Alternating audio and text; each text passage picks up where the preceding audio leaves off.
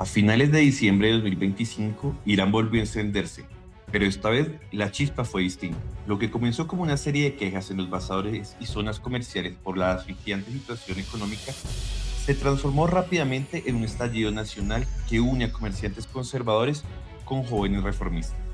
La respuesta del Estado no se hizo esperar. La represión escaló en cuestión de horas, dejando un saldo de cientos de muertos y miles de heridos. El líder supremo, Ali Khamenei, ha denunciado la infiltración de agentes estadounidenses e israelíes. Sin embargo, en esta ocasión, los rumores de una intervención extranjera orquestada desde Washington y Tel Aviv resuenan con un eco mucho más peligroso y profundo. Aún así, no hay que engañarse. A pesar de los duros golpes que sufrieron sus aliados el año pasado y del descontento popular por el costo de financiar guerras ajenas, la República Islámica todavía tiene fuerza para mantenerse. En este episodio de Aldea Mundial el podcast analizaremos la compleja estructura del régimen, la incógnita sobre la sucesión de Khamenei, el verdadero peso de los militares en la política y las causas de unas movilizaciones que desafían a uno de los actores más decisivos y complejos de la región. Acompáñenos.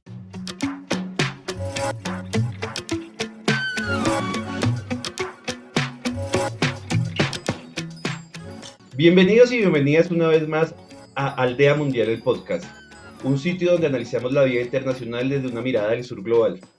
Bueno, agradecerle a todas y a todos por la recepción que hemos tenido en esta tercera temporada, especialmente el capítulo anterior en el que pudimos hablar sobre el tema de la intervención militar en Venezuela, las consecuencias. Todo esto ha tenido muy buen recibimiento y pues nada, agradecerles mucho. El día de hoy, como ustedes ya pudieron darse cuenta en la introducción, pues vamos a hablar del tema de Irán. Está muy en boga en todos los medios, producto de las movilizaciones que ya llevan varias semanas, y se ha colocado una situación bastante tensionante a nivel internacional por las consecuencias que esto pueda ocurrir en un escenario tan complejo como es Asia Occidental. En ese sentido queremos hablar un poco y profundizar de qué es Irán, cuáles son sus actores políticos y cómo juega estas movilizaciones. ¿Va a haber intervención extranjera? ¿O no va a haber cambio de régimen, va a haber transición? ¿Qué podemos esperar un poco de esta situación que muchos analistas han catalogado como las mayores movilizaciones en la historia del régimen teocrático de Irán, es decir, desde la Revolución Islámica en 1979? Para eso y sin más rodeos, pues yo quiero invitar a un amigo mío de hace muchos años, y él es Felipe Medina. Felipe es magíster en estudios de Asia y África con especialidad en Medio Oriente por el Colegio de México, es profesor de Medio Oriente y el mundo islámico de la Universidad Javeriana y conoce muy de cerca y profundamente el tema de Irán. Bienvenido, Felipe, ¿cómo has estado? Bienvenido al Día Mundial de Podcast. Hola, buenas, muchas gracias por la invitación y un saludo a toda la audiencia. Un placer para mí estar aquí en Aldea. Bueno, Felipe, ya como vamos a hablar y meternos en cintura al tema que nos compete el día de hoy, quisiera invitar a todas las personas que están escuchando este podcast a que nos sigan en nuestras redes sociales. Nos encuentran como Aldea Mundial en Instagram, TikTok, Facebook, YouTube. Nos pueden seguir ahí y en la plataforma que nos está escuchando, ya sea Spotify, Apple Podcast, Amazon Music, también nos puede seguir. Entonces, después de este recordatorio de redes sociales, pues vamos a adentrarnos en el tema. Yo creo que es importante entender un poco Irán. Entonces, yo quiero que comencemos a hablar de lo siguiente. Para Occidente y sus medios de comunicación se ha establecido que el régimen de Irán es como una especie de dictadura, Felipe, que ha arraigado mucho y que está muy arraigada en la figura del Ayatollah Khomeini. Sin embargo, los que conocemos un poco más cómo es el sistema iraní, pues creemos que la estructura es un poco más compleja, tiene diferentes espacios de participación, hay elecciones, hay divisiones en entre autoridades civiles, religiosas y militares.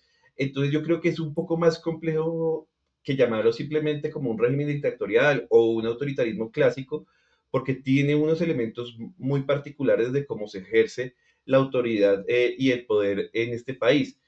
Cuéntanos un poco cómo funciona la estructura, qué tan arraigada está en la sociedad, cómo es esto. Bueno, es muy importante, antes que nada, para la audiencia. Ustedes saben que este es un tema que trae muchas pasiones. Lo que yo voy a proponer aquí son comentarios académicos. Obviamente hay posturas, pero definitivamente pues no es la postura de la generalidad de los medios. siempre tengo una aproximación crítica.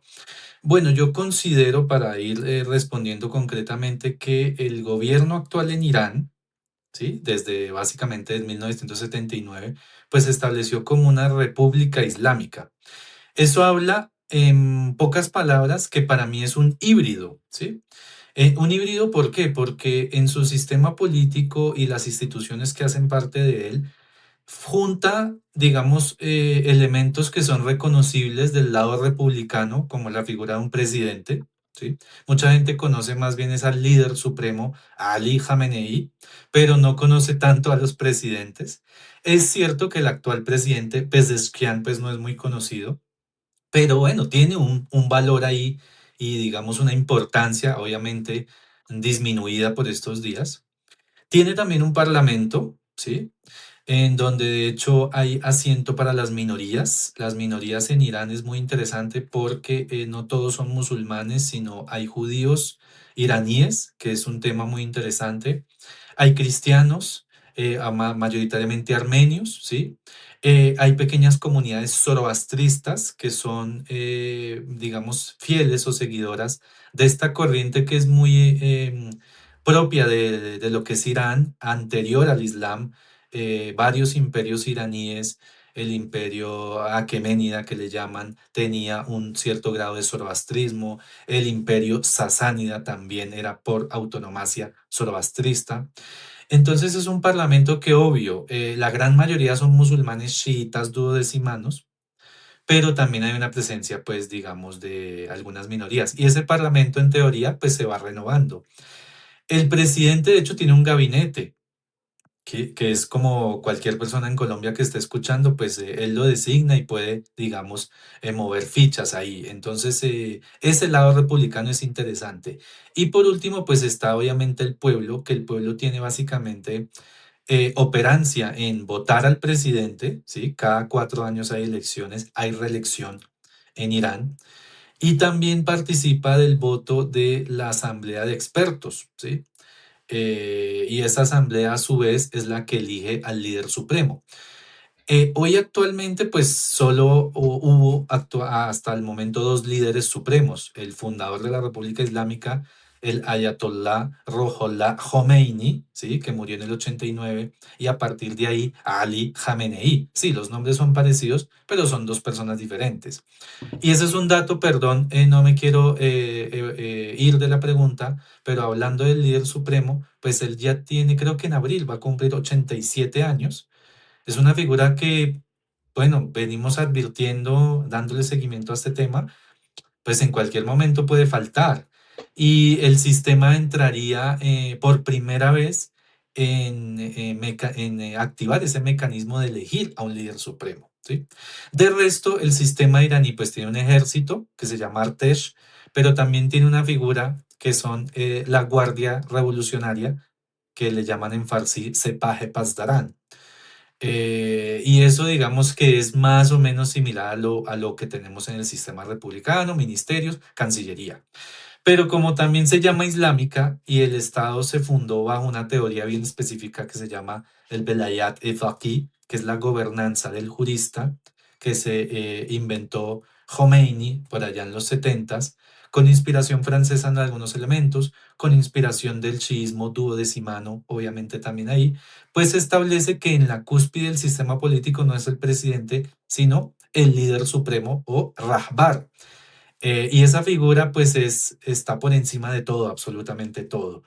El presidente tiene un margen de maniobra, pero la política exterior, por ejemplo, mayoritariamente la decide el líder supremo. Elige, por ejemplo, decide en qué momento se va a la guerra y cuándo se hace paz, ¿sí? Aunque hubo, por ejemplo, en Rouhani, que fue un presidente, entre comillas, reformista, que ya hablaremos de ellos, él tenía como bandera el acuerdo nuclear con Estados Unidos. Y esa fue una bandera que el líder supremo no compartía al inicio, terminaron ahí cediendo, haciendo un consenso, y fue uno de los pocos ejemplos donde el presidente pudo influir al líder supremo, ¿no? Esperando.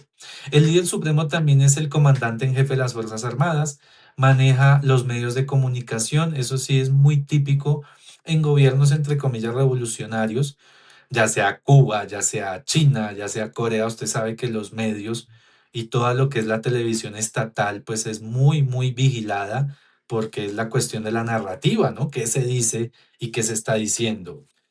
Y yo creo que ese es un bosquejo general que nos ayuda. Hay otros organismos, como le dije, la Guardia Revolucionaria, pero también hay pequeños organismos fuera como del sistema muy independientes de la oficina del líder supremo y de la Guardia, como es el Basich. El Basich son unas fuerzas, hay que tener cuidado en Colombia decir paramilitar, porque pues paramilitar en Colombia tiene una connotación muy fuerte, pero paramilitar es que está paralelo, ¿no? A los militares.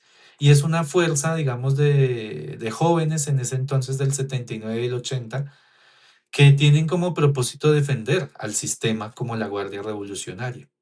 Entonces, como podemos ver, es un híbrido. ¿Por qué? Concretamente, porque yo no he visto una teocracia, y la gracia es dar el debate, donde haya un poder popular que tenga un voto. Sí, es cierto que en los últimos años el porcentaje de votantes ha disminuido, pero eso también lo veo en Colombia. En Colombia se eligen presidentes con porcentajes ínfimos, no con la totalidad de la población. Irán tiene casi 90 millones de votantes.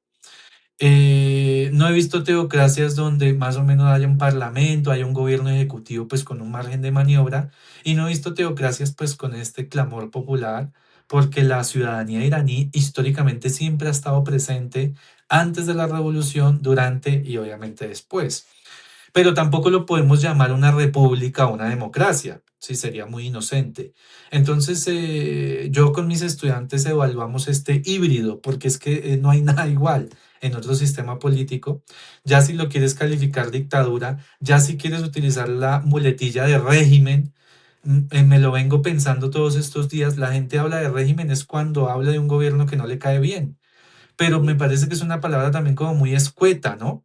Ay, este gobierno o este régimen. Entonces, si es de los de nosotros, es gobierno, pero si es el malo, entre comillas, es régimen. Entonces, yo lo dejaría así para responder híbrido. Listo, sin duda, digamos.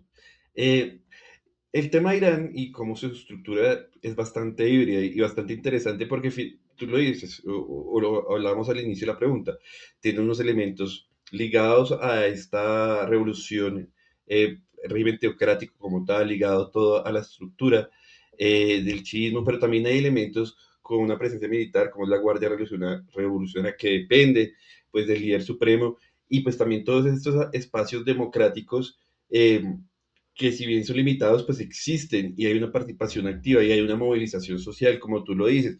Y creo que eso es importante reconocerlo y tenerlo en claro eh, de que ahí juegan unos factores que no es similar a otras lecturas, por eso lo decía al principio, tal vez como cuando los medios dicen dictadura o le dicen régimen autoritario, pues uno se asimila a lo más reciente o a semejanzas en otros lados, pero esto no es así como tal. Yo le decía, por ejemplo, decíamos, por ejemplo, hace 8 días hablamos, hace 15 días hablamos del tema de Venezuela y el autoritarismo de Nicolás Maduro, pues es muy diferente eso a eh, lo que se vive en la estructura política en Irán. Entonces, esto es importante y creo que para muchas personas que no han tenido la oportunidad de conocer y determinar cómo funciona este sistema, pues es importante darlo a conocer.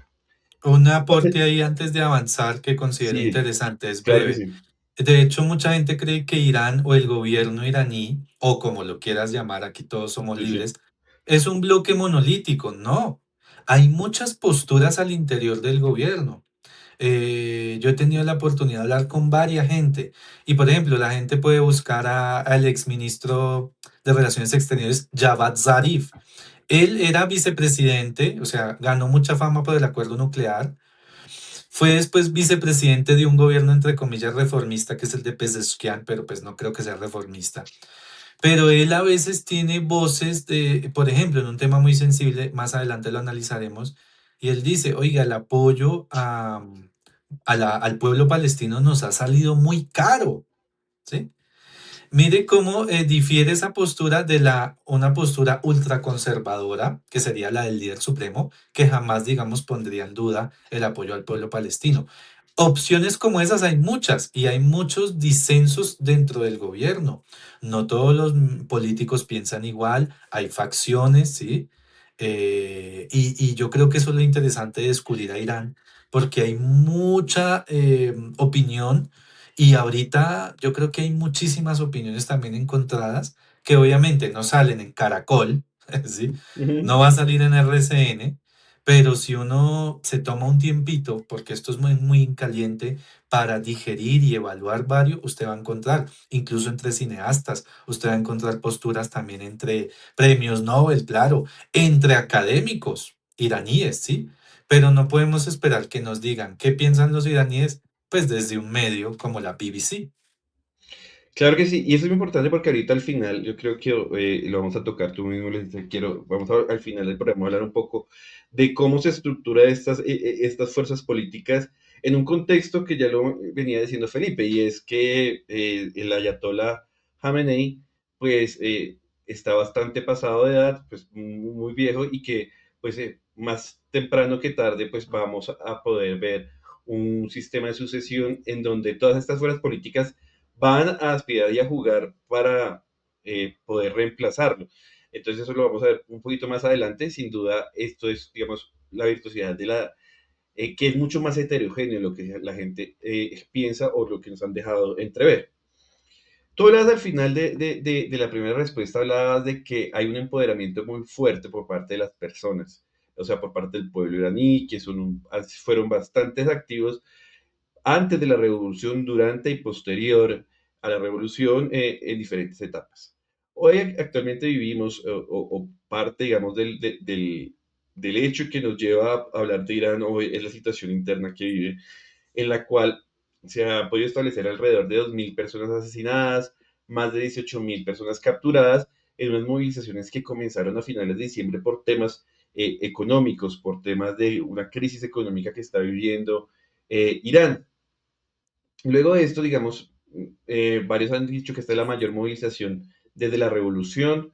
No sé qué tanto sea, tú conoces un poco más la historia, no sé si está más grande que, por ejemplo, la del 2022 de Masha Amni, pero por la muerte de Masha Amni, pero pues lo cierto es que hay un levantamiento popular ilegítimo, no lo han pitado, digamos, los medios y pues la prensa internacional como que es el fenómeno que va a derrocar al gobierno. Sin embargo, el gobierno ha planteado que esas movilizaciones están orquestadas y financiadas por Tel Aviv y por Washington. ¿Qué tanto de esto es cierto? Es decir, particularmente, y ya lo profundizaremos, hay un poco de ambas, digamos, o mayoritariamente yo creo que es una movilización legítima por parte del pueblo iraní ante la situación de carestía o crisis económica, pero sin duda pues hay una infiltración que pues no es de ahorita, o sea, hay infiltración de agentes de Estados Unidos y de Tel Aviv y de Israel desde hace mucho tiempo en Irán, pero pues cuéntanos un poco más de cómo se construyó esta movilización, cuál es esta situación que llevó a la movilización y qué tanto hay grados de infiltración o no que están provocando la respuesta tan fuerte del régimen con estos números de más de 2.000 personas asesinadas, 18.000 capturados. Cuéntanos un poco. Sí, muy bien. Uno para analizar las protestas en Irán, yo creo que hay dos caminos. Si tú consideras el contexto más cercano, yo creo que hay un contexto general que es importante y es junio del año pasado, el gran enfrentamiento entre Israel e Irán, por primera vez directamente intercambiando pues misiles. Obviamente eso habla de una presión tremenda de un proyecto, obviamente desde Tel Aviv, que pues para nadie es un secreto, lo ideal es destruir a Irán o que Irán se vuelva como un Libia, como un Irak o como un Siria, aunque Siria está saliendo un poco mejor. Atado a eso, como el hermanito de ese evento, es las sanciones económicas desde 1979 que imponen y el bloqueo de alguna manera económico que se impone a Irán. Y muy similar a Cuba, pues donde hay otras dinámicas también y otros bloqueos, pues eso ayuda también a explicar en parte, claramente, pues la grave crisis económica, porque ese es el factor que ha movilizado a la gente desde diciembre del año pasado como primera medida, pues a la gente a las calles. Pero si usted revisa la historia, ese es el segundo elemento, como llamamos en la academia, larga duración. Pues los últimos 100 años, el pueblo iraní siempre ha estado en las calles, pero por diferentes motivos.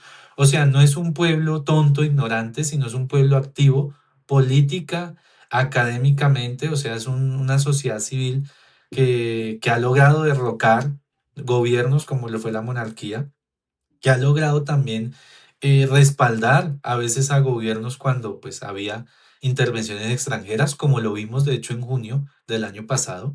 Me parece interesante mencionar ese hecho porque mucha gente creyó que Irán ya iba a tener un periodo de estabilidad.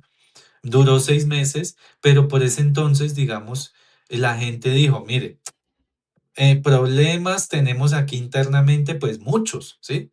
Nadie los está negando, de hecho el gobierno ni siquiera lo niega. Usted habla con embajadores, dicen abiertamente, pues aquí tenemos problemas, pero ya de ahí a apoyar que nos bombardeen, pues definitivamente no, porque la región ha mostrado cómo esas operaciones militares pues han sido desastrosas, ¿listo? Entonces, con ese gran contexto general podemos entrar a eso. En diciembre del año pasado, particularmente a partir de, si se puede poner un día, alrededor de diciembre 28, 2025, pues las protestas comenzaron en un elemento muy importante y es el bazar. El bazar, sí, como la gente en Colombia puede escuchar, pues como un mercado, sí, pero es el gran mercado, muy similar a cuando ustedes viajan a Turquía, que cambió su nombre, Turquía, a esos bazares, esos comercios, pues ese bazar en los últimos 100 años en Irán ha sido fundamental. Bueno, incluso antes, mirando la larga historia de Irán. Es esa clase económica que mueve muchísimo también al pueblo, que mueve también muchos intereses económicos. Obviamente es un pasar diferente después de la revolución del 79, ya voy a decir por qué, pero comenzó como un clamor económico y con eso nos aporta algo fundamental. Cuando aparece el hijo del Shah, ¿sí? Reza Pahlavi, a decir que él es el líder de las protestas es falso, porque las protestas no iniciaron por él. Sí, tiene seguidores, ya vamos a hablar de cuánto y dónde, en qué lugar, pero no podemos reducir y eso cuesta mucho para muchos iraníes, que sus manifestaciones económicas en contra del gobierno y el sistema sean secuestradas por el hijo del derrocado Shah, ¿no? Entonces comienzan a basar, se extiende a estudiantes, los estudiantes han sido muy, muy activos en estas protestas desde hace muchos años. Las mujeres también, que uno puede combinarlas en estos factores, en el bazar hay mujeres ahí, en los estudiantes pues hay muchas mujeres, la ciudadanía también, trabajadores se unen a estas protestas, ¿sí? En números no sabemos qué, yo siempre pienso con pinzas que decir, los iraníes piensan que es muy riesgoso, porque es que estamos hablando de 90 millones, de grupos étnicos diversos, de religiones diversas y además el factor clase es fundamental en mi análisis, ¿sí? ¿De qué sector me estás hablando? ¿Un sector empobrecido totalmente? ¿Una clase media que aunque debilitada existe? ¿O una clase alta, ¿no? Liberal, puede ser. Entonces hay muchos sectores. ¿Y de qué región me estás hablando? Porque Irán es gigante. Entonces se extienden rápidamente y es donde obviamente aparece temas de represión sin duda, aparecen las cifras de muertos, videos de cadáveres. Hoy en día no tengo cómo saber cuánta gente ha muerto porque pues miro críticamente sin negar los hechos, pues que me lo diga Fox News pues es difícil, que me lo digan los medios a favor del hijo del Shah pues tampoco lo voy a creer y tampoco puedo creer pues una cifra del gobierno pues que minimice, ¿no? Entonces yo creo que ese elemento de cuánta gente murió, cuántos presos todavía, tenemos muchas dudas porque el Internet se cortó, ¿sí? Ya está rehabilitado medianamente.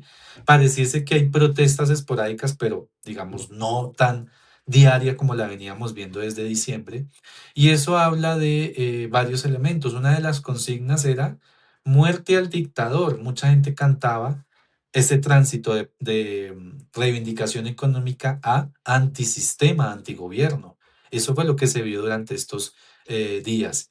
Y sin duda se refieren es al fin de la República Islámica, que siempre ha tenido protestas.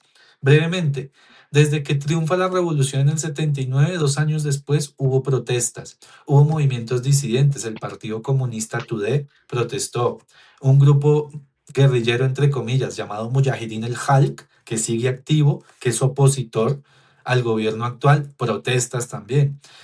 Llegó la guerra Irán-Irak y apaciguó un poco el tema de protestas, generó más unidad nacional. Después, avanzando muchos años, el tema de la ola verde, existió una ola verde como en Colombia, pero allá en Irán, de Musaví, en donde sinceramente sí creo que se robaron las elecciones porque reeligieron al entonces Mahmoud Ahmadinejad para un segundo periodo y eso desató unas manifestaciones tremendas, no tanto económicas, pero ahí sí electorales y en contra del sistema. Y Y políticas. yo creo que esas siguen siendo en la historia las más mayoritarias, solamente que en aquel año, en el 2009, pues no teníamos tantas redes para vivirlo, ¿no? Diaria, en vivo y en directo. Pero mire, desde 2017 protestas, desde 2019 protestas por la gasolina. Siempre la agenda económica está metida en todo esto.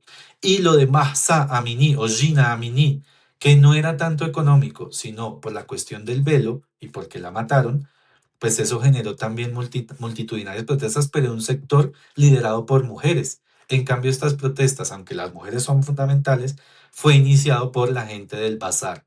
Entonces, mira que son varios elementos que hay que observar en esta movilización. Entonces podemos, digamos, primero, dos cosas. Algo que ya afirmábamos al principio de la pregunta y es que el pueblo iraní es un pueblo muy activo y muy movilizado sobre sus intereses, sobre temas políticos y económicos. Es el pueblo iraní finalmente las movilizaciones quienes derrumban al Shah finalmente y sea luego en el marco de la revolución islámica, pero que han habido movilizaciones constantes por diferentes causas, que son muy activos y que hay muchas expresiones en esas movilizaciones que se van canalizando y dando. Creo que me quedó un poquito una parte de la pregunta, entonces digo, si hay unas movilizaciones, son legítimas, tienen un fundamento, son crecientes, vamos a ver cómo se ha dado la intensidad, ha habido represión, sí, también. Eh, Me quedas pendiente, digamos, ¿hay infiltración o no hay infiltración? Porque pues yo lo mencioné en la pregunta, pero no me mandaste un poco en esto, para simplemente Sí, una mención claro. corta frente al tema. Claro que sí, es muy altamente probable, porque aseverarlo 100% digo, no estamos allá, es muy probable.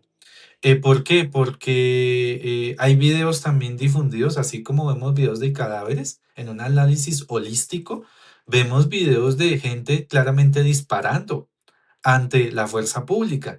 Entonces mire cómo esto en Colombia se critica, pero cuando es Irán no se critica, ¿sí? También declaraciones desde Netanyahu, abiertamente apoyando a los manifestantes iraníes. Entiendo que un apoyo verbal no implica para muchos de la audiencia que en el terreno haya gente del Mossad, pero la mejor prueba es lo que hablé en junio del año pasado. Se demostró que Irán estaba infiltrado no solamente desde el año pasado, sino desde hace varios años. El asesinato de los científicos iraníes que ocurrió, ¿sí?, en los últimos 10 años, que sabotearon el programa nuclear con gente al interior de Irán, ¿sí?, que se infiltró. Ahorita Mike Pompeo, que hizo parte del gobierno estadounidense de la primera administración de Trump, sacó un famoso tweet que es feliz año a los iraníes y a los del Mossad que están al lado de ellos, estoy parafraseando. Varias fuentes como Channel 4 también hablan de, obviamente, una presencia de saboteadores, como se dice, o incitadores a que la protesta pacífica se tornase violenta. Eso es más viejo que cualquier cosa, pero es que lo hemos vivido en Colombia, lo hemos vivido en las protestas de la región de Oriente Medio, que es mal llamada Primavera Árabe. O sea, dudar de eso me parece también sería muy, muy inocente. Ok. Ahora, resumir eso a las dos versiones que vemos, que primero, que el gobierno entró a matar a todo el mundo, o la otra, que es que todos son terroristas, pues yo creo que sí puede haber un punto medio y no es ser tibio, ¿sí? Hay un analista que se llama Mehdi Hassan, muy famoso, y él propone esto, mire, hay un punto medio que podemos plantear aquí porque hay un poco de todo, ¿sí? Esa frase la reúne, pero es obvio el interés de algunos países, incluido Israel, de que no le conviene ni siquiera un Irán con el hijo del Shah. Le conviene es un Irán totalmente desestabilizado, en guerra civil, y ojo, que a algunos países árabes les gustaría, pero a otros tampoco les gusta eso. Entonces, por supuesto, el hecho de que haya saboteadores y gente que quiera derrocar, pues es muy evidente. Perfecto. Entonces, acá retomando lo que decía al final, hay una movilización vigente, activa, eh, legítima y creciente y justificada por parte del pueblo iraní, que ha venido en diferentes movilizaciones en los últimos, prácticamente la revolución, pero en diferentes temas, desde el, por ejemplo, tú mencionaste el de la gasolina, el del 2022 y pues este. Y también, digamos, la reacción provoca que los procesos de inteligencia que estén infiltrados al interior del país, pues logren asusar cada vez más y subir el nivel a la y beligerancia, digamos, a estas movilizaciones. De eso tenemos ambas cosas. Eh, Creo que es importante tenerlo en el contexto. Finalmente, pasemos a un lado, porque tú mencionas y acá tú me introduces un tema nuevo que es los actores externos. Entonces, antes de continuar con los actores externos, nuevamente invito a las personas que quieran comenzar, que nos sigan, que están escuchando este programa, que nos invito a seguirnos en nuestras redes sociales como Aldea Mundial, para que puedan escuchar todos los podcasts y los contenidos que nosotros venimos sacando. Igualmente, invitarlos, hace unos años esto está en nuestro canal de YouTube, a los que están viendo por YouTube les va a aparecer por acá recomendado un programa especial que hicimos sobre Irán. Tuvimos unos invitados de Costa Rica y de México hablando sobre el tema iraní y el programa nuclear. Esto, por digamos, las menciones que hace alusión Felipe. Volviendo al tema, dejando esta parte promocional a un lado, eh, hablemos un poco ya de la situación internacional, de cómo está el gobierno, el régimen, cómo está esta revolución islámica, cómo se está gestando esta situación, porque sin duda hay una presión internacional muy fuerte. Algunos hablan de que se va a implosionar el régimen, otra que hay una presión internacional. Se está hablando, o se viene hablando, de una posible intervención militar por parte de Estados Unidos con el apoyo de Israel. De manera, ¿tú cómo que también ves esto? Especialmente si tenemos en cuenta que, como tú ya lo señalabas el año pasado, Irán sufrió diversos ataques en el contexto de la escalada militar con Israel, de todas las acciones que estaba llevando Israel en Palestina, el genocidio palestino, y cómo Estados Unidos, digamos, bombardeó bases ligadas al proyecto nuclear iraní, cómo Irán ha visto debilitar, digamos, sus alianzas o algunos aliados en el sector, como puede ser Hezbollah y Hamas, que se dio en el marco del genocidio palestino cometido por Israel. Entonces, ¿cómo ves tú esto? Primero, ¿qué tan viable es ese escenario de intervención militar por parte de Estados Unidos, que ya hemos visto cómo se ha venido apaciguando en estos últimos días?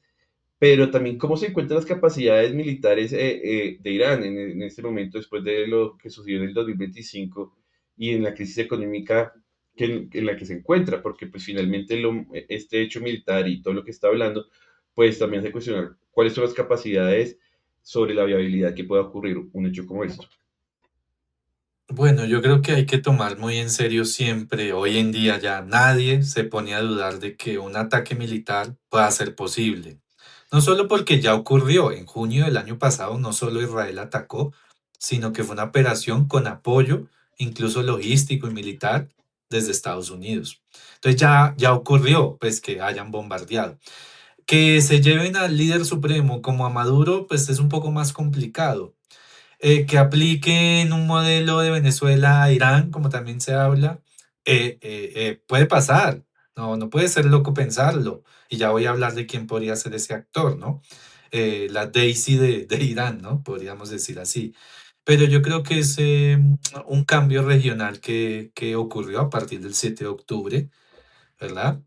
Esa fecha tan recordada, pues que marcó y todo hasta genocidio y cambio regional. Hezbollah pues ya no es un actor, digamos, regional importante, tiene ya mil problemas dentro del Líbano, con el gobierno. Ahora, pues el plan de desarme de este grupo, Hezbollah dice que no. Entonces están ahí en una coyuntura interna muy, muy difícil, pero sigue y no hay que subestimar nunca este tipo de grupos, movimientos sociales.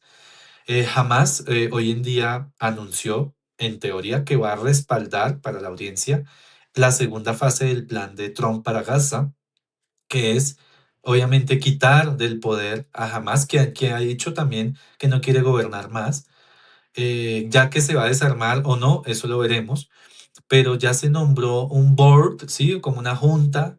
Trump ya la reveló los nombres y un comité también palestino, de palestinos, que va a coordinar Gaza. Entonces Hamas también tiene muchos problemas. Sigue vivo como movimiento también social y político y militar, pero con Irán, pues digamos que no, ya no va a haber ahí una relación tan cercana, pues por esta coyuntura. El único amigo regional, entre comillas, aliado, hay mucha gente que se va por la categoría de proxy o títere, pues yo lo defino así porque la gente en relaciones internacionales se inventa cosas. Yo lo veo como un socio, un partner, ¿sí? Y es Ansar Allah en el Yemen, pero ellos están fuertes porque de hecho hay otros actores en Yemen que se están peleando entre ellos y sus patronos regionales como Arabia Saudí y Emiratos, entonces están pasando cosas por ahí. Ellos están bien pues con el territorio que controlan.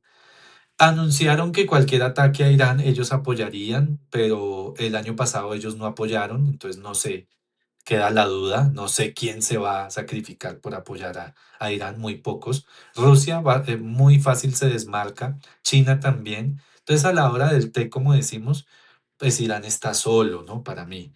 Pero no es un gobierno o un sistema que vaya a implosionar. Ojo, mañana, después alguien lo escucha en 2 semanas o en 3 días y cayó el gobierno. Pero hoy yo diría, y no pasa nada si uno se equivoca, de eso se trata ser profesor, porque no hay una bola de cristal, es muy difícil que el gobierno se derrumbe así como la gente se imagina.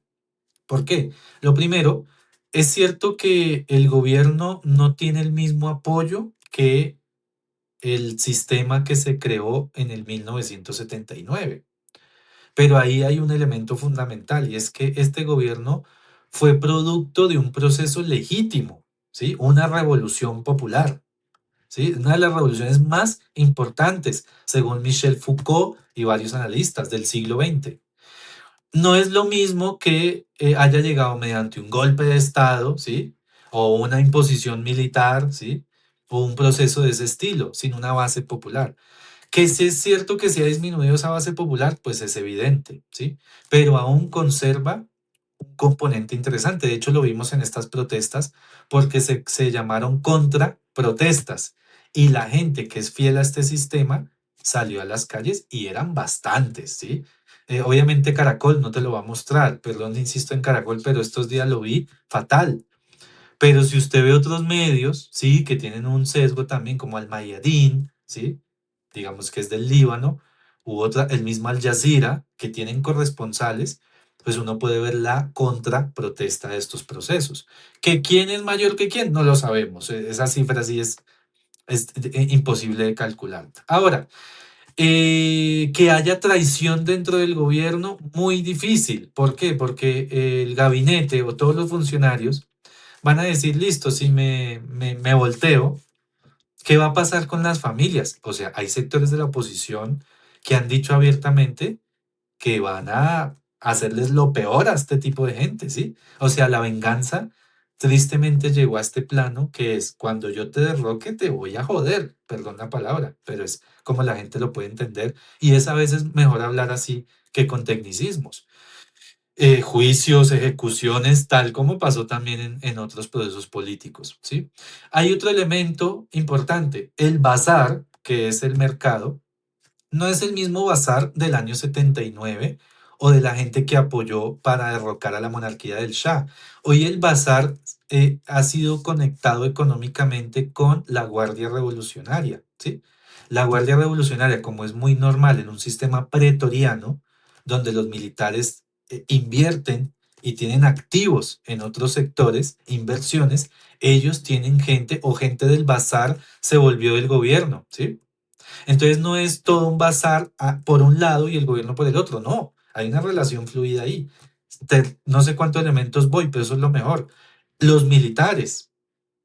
Sí, digamos, la gente dice, ¿qué pasa con los militares? Pues que en Irán hay dos fuerzas armadas, el Artesh, que es un ejército normal, y la Guardia Revolucionaria, que tiene como misión proteger este legado del 79. Entonces, ¿cómo va a implosionar un poder tan grande como la Guardia Revolucionaria? No lo veo. Puede que caiga el líder, sí, y que puede que la Guardia lo quite o le haga ahí, ¿sí? Porque la Guardia puede sobrevivir por sí misma, más que un líder supremo. Entonces, mire que hay varios elementos para que eso implosione y se derrumbe. Sí, que tiene muchos enemigos, muchos, ¿sí? Si quieres los menciono ya o después, me dices. O sea, opositores, ¿sí? ¿Ahora sería oportuno? O No, termina listo, ya sí. esto de lo Muchos internacional. sectores, pero tiene gente todavía que lo apoya y que no se va a ir así porque sí. Entonces yo, esa es mi radiografía hoy, digamos, pero todo está en curso y todo puede pasar. Entonces eso es como el balance regional, que pueda existir un ataque, sí. La noticia es que el presidente de Estados Unidos aparentemente la canceló porque el gobierno iraní no ejecutó como unas órdenes de colgar, ¿sí? De pena capital a algunos manifestantes. Entonces, él dijo que eso, según en palabras de Donald Trump, eso fue un acto que pesó muchísimo. Bueno, acá tenemos una situación bastante interesante, digamos, cómo nos describes el escenario eh, mm, regional, internacional en el cual se enfrentarán esta situación, que yo creo que tú lo resumes muy bien, es una parte en que dices, Irán está solo, o sea, es un actor que está solo en este momento en una situación complicada porque sus capacidades a accionar de aliados se han visto restados totalmente y una situación interna complicada por las mismas acciones que provocaron las movilizaciones. Entonces, esto sí lo coloca en una situación de, yo creo que de debilidad muy grande, ¿no?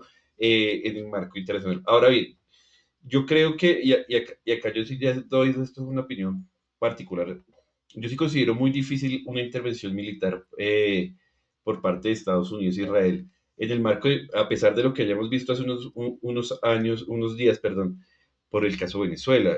Son dos elementos distintos, en una longitud diferente, con un espacio de influencia eh, también distinto, a pesar de que usted pueda movilizar tropas y barcos y buques, creo que es diferente. Y, y un sistema un poco más arraigado, pues 47 años va a cumplir la revolución próximamente este año, si no estoy mal, me corriges tú, Felipe. Mm, pero hay otra cuestión, y es que yo siento que Donald Trump, a pesar de la intervención que vimos en Venezuela, ya en el programa de Venezuela pudimos ahondar un poco más esto, y es que la intervención misma fue, y la captura de Nicolás Maduro fue muy probablemente un proceso de negociación existente. Es decir, la intervención es consecuencia de un proceso de negociación. Eh, yo creo que hay procesos de negociación también andando al interior de Irán, porque si bien son países que han estado con muchas contradicciones o países que tienen en sí mismo una comunicación muy amplia, o sea, se comunican, tienen comunicación diplomáticas y negocian cada tanto diferentes asuntos, incluido en la época de Trump. Entonces yo creo que eso es un elemento que no nos podemos olvidar. Dame un segundo.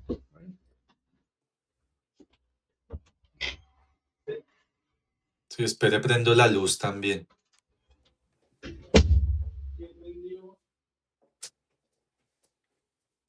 Me oscureció.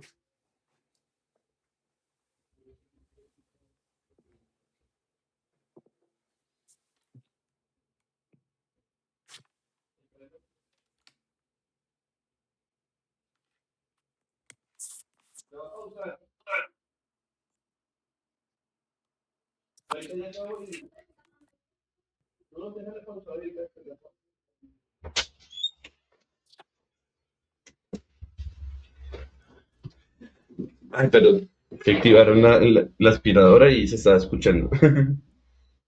Sí, no, aquí no he escuchado, pero ya prendí la luz, es lo bueno. Listo. Bueno, vamos para la última parte. Yo que esto sí.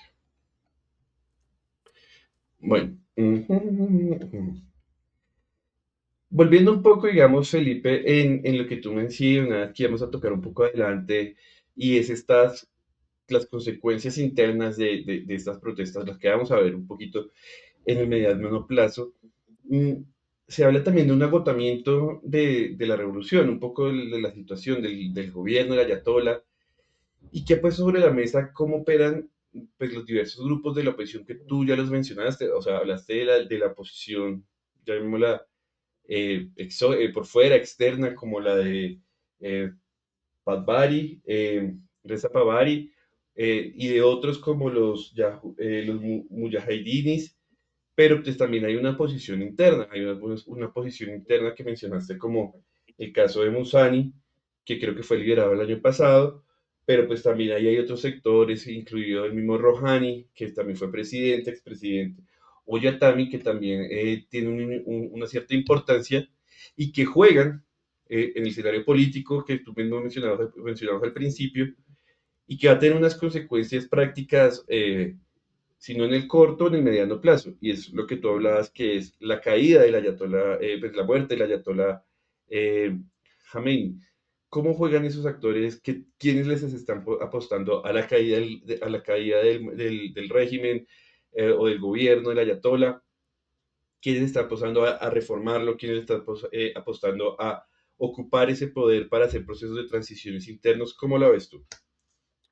Bueno, e internamente, primero, del lado del gobierno, repito, muchísimas voces y posturas que vamos a ver cómo se van a comportar en los meses venideros.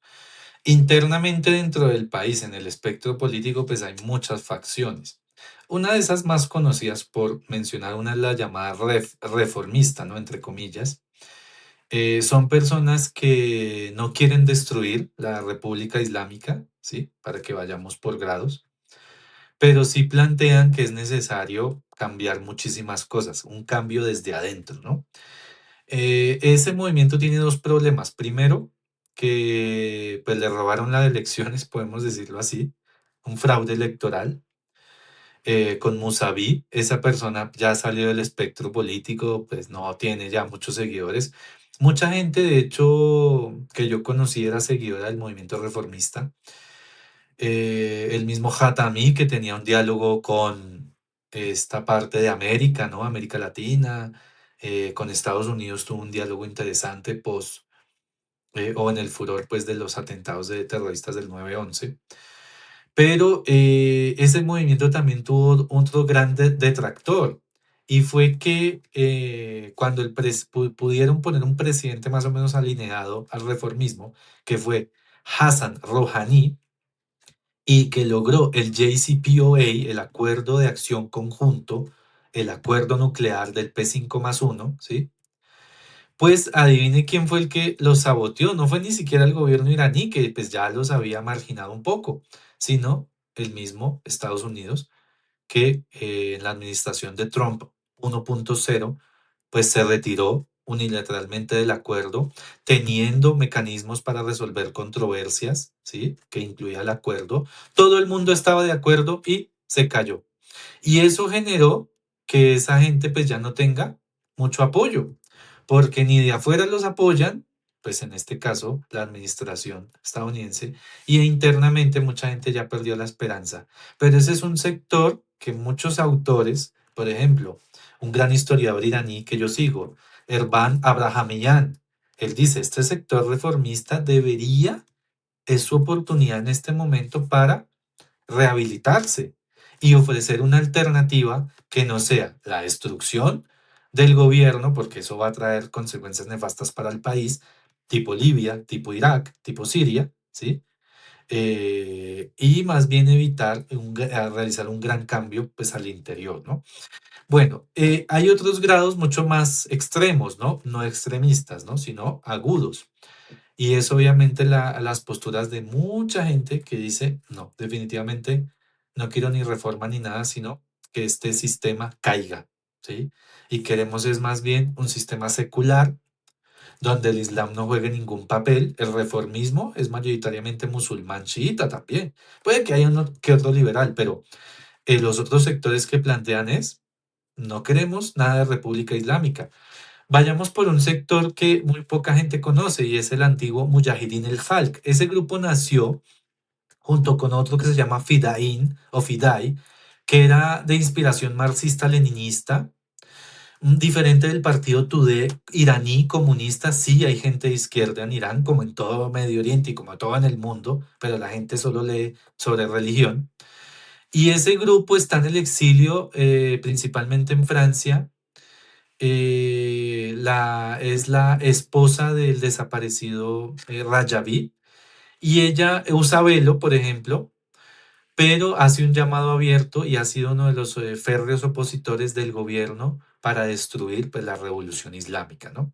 Ellos están en el exilio, hay mucha gente en la diáspora, es la palabra, ¿sí? Pero ellos no están en comunión, digamos, por usar un término cristiano, con el sector monarquista, ¿no? O monárquico. Ese sector monárquico es el liderado, otro sector de oposición, por el hijo del Shah, que se llama Reza Pahlavi. Recordemos que la familia es muy tradicional en la historia de Irán. Su papá, Reza Khan, gobernó, lo marginaron durante la Segunda Guerra Mundial. Después la CIA puso al hijo, después del golpe de Mossadegh, es decir, él ya estaba, pero la nacionalización del petróleo en el 1953 generó que Mohammad Reza pues, tuviera que ir, el Shah, famoso Shah de Irán.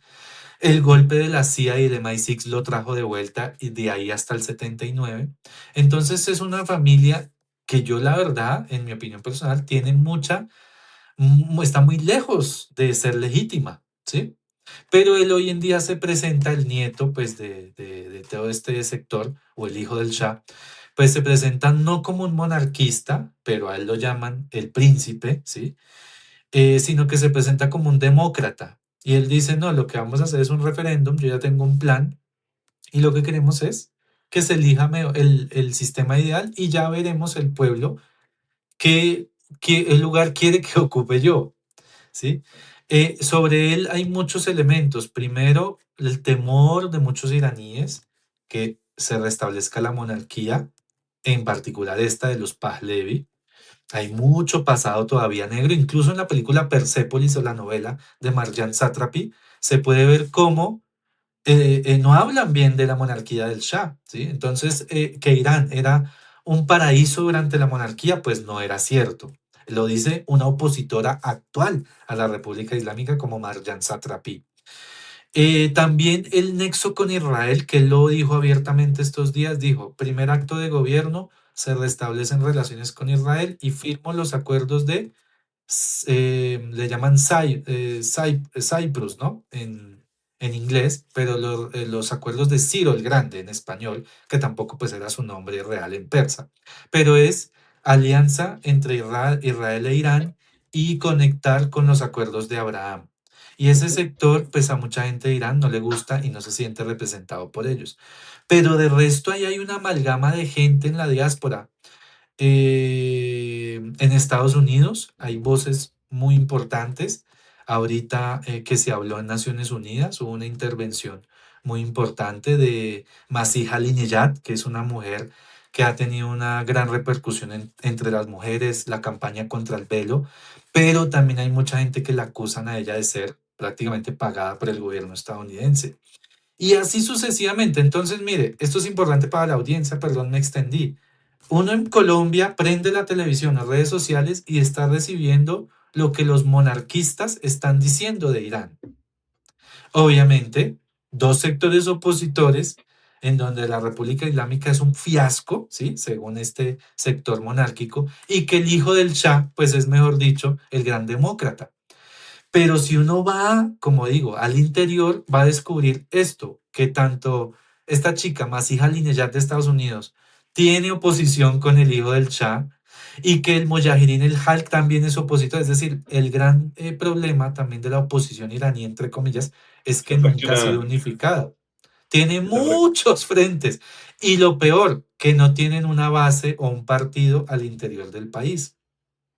El hijo del Shah no tiene ninguna plataforma política. Sí, se escuchaban en estos días gritos, consignas de queremos al hijo del Shah. Obvio, sí, pasó por ahí. Que queremos la muerte al líder supremo también. Pero no podemos reducir todo al hijo del Shah, porque hay un gran abanico de gente, ojo, esto es lo más importante, que dice, no me gusta el gobierno, hay crisis económica, sí. El rial, que es la moneda iraní, bajó 80%. Y hay gente de esas que dice, me uno al gobierno porque no quiero que termine como Siria, como Libia o como Irak. Otra gente dice, odio el gobierno, hay crisis económica, pero no estoy a favor de un bombardeo militar que destruya todo el país. Ese mismo sector tiene varias gente que dice, odio el gobierno, hay crisis económica, todo esto es un fiasco, pero traer a apoyar al hijo del Shah, no, ese man no me representa. Entonces, no es por crear confusión, pero es relativamente complejo decir los iraníes piensan que, como inicié. Entonces, hay muchos sectores, pero no hay un verdadero plan. Esa es la gran diferencia del 79. El 79 tenía líderes clarísimos. El imam Khomeini fue un líder desde el exilio, pero que tenía una base popular innegable, ¿sí? La gente puede tener críticas. El mismo Partido Comunista lo apoyó, el bazar, los profesores, los estudiantes, ¿sí? Había los militares, que fue clave, y eso no está pasando actualmente, por eso yo dudo de la implosión. Y por eso no hay un bloque revolucionario claro que uno pueda decir, este es el movimiento. Entiendo, Felipe. Pues me deja claro y no claro, porque finalmente esa es como la visión del asunto. O sea, Irán es tan heterogéneo en muchas aristas, y no es una cuestión de blanco y negro, sino que hay de tantos matices y que hay que comprender un poco que hay una serie de barajas que nos permite, digamos, acercarnos a una lectura total, digamos, de cómo está compuesta, digamos, la oposición o qué pudiera suceder. Eh, en tu criterio, o por lo menos lo que me deja intuir un poco, y lo que finalmente yo creo que puede estar pasando es, digamos, vamos a ver una zona un momento como de transición, de esperar que bajar los humos, de hacer algunas negociaciones externas para evitar, digamos, represalias militares, acuerdos internos y ir como bajándole un poco la tensión. Yo creo que, y esto es una impresión personal y quiero compartir, ¿tú qué crees? Todo se estará jugando mucho a lo que lo que se comenzaba a discutir y a debatir un poco en el escenario político de Irán, que tú lo mencionaste, que es la sucesión ante la eventual muerte o la posible muerte pronta de Ali Khamenei. ¿Tú cómo ves que juegan esto? ¿Quién les está apostando a eso, a eso? ¿Los reformistas? O porque, por ejemplo, yo conozco que, por ejemplo, Rouhani hace parte del cuerpo que puede ser nombrado o suceder a Khamenei. ¿Cómo ves ese escenario? Que en virtud, yo creo que hacia allá va el régimen, o sea, mejor dicho, el régimen no, hacia allá van las transformaciones que puedan ocurrir en el marco del gobierno o la estructura política de Irán. No sé cómo tú lo Sí, ves. yo lo veo más bien por otro lado. Para mí sucesión no sería lo más preciso porque es que no es dinástico. No, el Si reemplazo Ali o la elección. Khamenei, claro, nombrara a su hijo, que está por ahí, es un clérigo, ahí sí, y que no sería raro en la historia de Irán, porque es que la historia de Irán ha tenido muchas dinastías, ¿sí? La misma figura de la palabra Shah o Shahenshah, rey de reyes, es una palabra que ha estado en muchos años en la historia de Irán. Rey o líder, como le llame, pues hay una figura, ¿no? Monárquica, ¿no? Pero bueno, en Irán no ha pasado todavía desde el 79 que el hijo de Khomeini o algo así, no, o de Ali Khamenei. Eh, Más que eso no va a solucionar nada, porque es que los sectores opositores no, ese cambio no crearía ningún impacto, ¿sí? Mm, Y como es una situación sui generis, repito, donde no se ha elegido antes a un líder supremo, porque Ali Khamenei fue designado con un cambio muy polémico hecho por el imam Khomeini antes de morir. Se dice que el líder supremo no tenía las calidades en ese entonces para ser un verdadero líder. Y Khomeini antes de morir hizo un cambio. Entonces esa figura no, para mucha gente eso no va a importar, caiga quien caiga, ese cambio no va a producir que cambien un poco. Para mí el núcleo es que Irán ofrezca, trate de alguna manera, aunque pues con esas sanciones y con tarifas ahora más, la situación económica. Porque pues la estrategia es más vieja que lo que hemos venido hablando, más vieja que meter infiltrados en una protesta, ¿sí? Es que las sanciones lo que quieren crear es que la gente se aburra y dirija su crítica no al que pone las sanciones, sino al gobierno. Y durante 47 años estás en lo correcto, han piloteado esa situación, pero ha llegado a niveles muy, muy difíciles, ¿sí? Que lo reconoce la gente del gobierno. El presidente Pezeshkian dijo, sí, hemos fallado, tal. Muy parecido a lo que pasó en Cuba estos días. Hemos fallado en el tema económico, las necesidades de la gente. Irán tiene que enfocarse es en eso, porque, por ejemplo, lo del velo, después del gran escándalo del asesinato de Gina Amini, hoy en día cualquier persona que vaya a Irán, había mucha gente sin velo. Entonces hay cambios progresivos, pero que no logran. Pero el sector económico es lo más importante, ¿sí? Incluso, mire, yo diría polémicamente que si usted soluciona lo económico, a veces lo político puede pasar a un segundo plano, sobre todo en el Oriente Medio. Hay muchos autoritarismos que se han mantenido restringiendo derechos políticos de elegir y ser elegido, pero que usted le garantiza un bienestar económico. Ejemplo, los países del Golfo, para no irme más. Emiratos Árabes no hay democracia, Qatar no hay democracia, Arabia Saudí no hay democracia. Pero usted con hidrocarburos y proyectos económicos, pues hace un pacto social. Es polémico, pero es lo que... O, siempre lo he dicho en mi clase, mirar un poco el ejemplo de Turquía, que tiene un alto énfasis en el Islam, pero es un estado laico por definición. Eso es un elemento, perdón, adicional. Hoy en día los manifestantes no son iguales a los del 79, en donde el Islam era una bandera importante. Hoy en día usted con la juventud iraní, nada de Islam. La juventud opositora, porque hay juventud también que apoya. Bueno, Felipe, pues primero que muchas gracias por acompañarnos en este programa. Ya se nos acabó el tiempo, por tu explicación, por estos temas que a veces son bastante enredados de alguna forma, porque ser críticos y tener una visión más o menos desde el sur global, crítica frente a lo que nos presentan los medios, pues a veces choca un poco con la realidad que uno mismo se ha creado, o que nos han creado, o que nos hemos venido creando.